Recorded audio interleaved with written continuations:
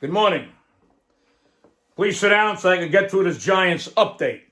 We have some very important news to report, so just shut the fuck up and open your ears and shut your fucking mouth and do whatever you want with your eyes.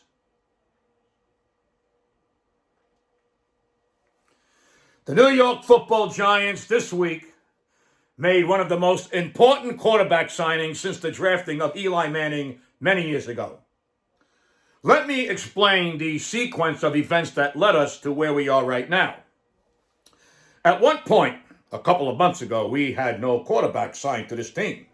Now, many people can say that's bad, but from my perspective, we are so bad that maybe not having any quarterbacks is a good thing. Anywho, we re-signed DiBitetto as that was a safe and cheap way to say, hey, look at us. We have a quarterback. Yay! Then several days ago, we went out and signed Jameis Winston. Now, a lot of people were okay with him being our starting quarterback, and almost no one cared that he played in 15 games over the last 5 years. But then the big bomb dropped.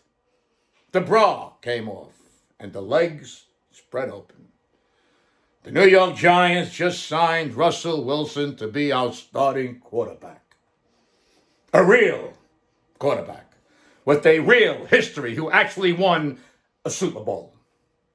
So, we went from an empty quarterback room to a real starter with a legitimate backup and DiBitetto.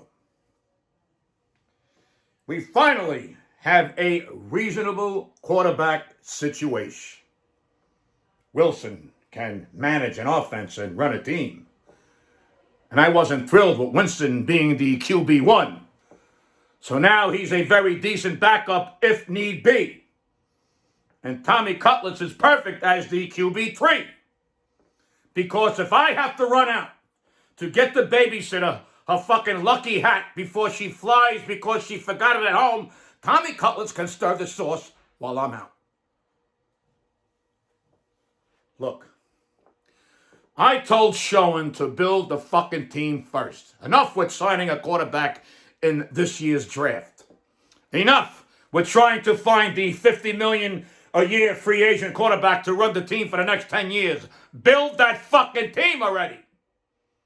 Build a real D. Build a real offensive line that can protect and block. Bring in another skilled player or two. Then you can think about next year and bring in a real first-round quarterback pick or sign that perfect free agent starter for the next 10 years. Nobody is coming in here right now and turning this thing completely around. But if you build a real team and then bring in the Neo, the one, then you are doing this the right way. Finally!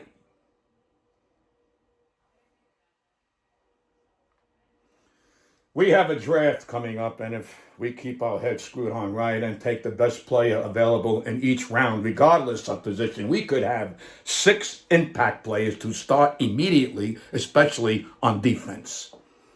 Edge rushers, down linemen, cornerbacks, safeties, offensive linemen, tight ends, acting lessons, singing lessons, dancing lessons. They could all be pieces of ass. But we shall see. We shall see. Will we draft a quarterback in this year's draft? I don't know. I don't want to. But I also didn't want to set the team's all-time record for most losses last year. And we did. Look, it's been 14 years of relative horror for the New York Giants football organization. Let's be honest. If the Giants were a vagina, they would look like Willie Nelson eating a roast beef hero.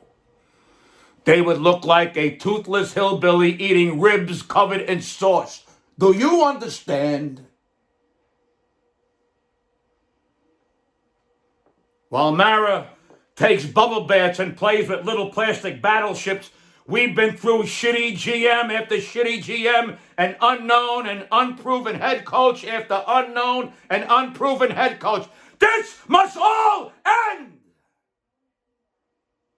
They're my children too, Michael.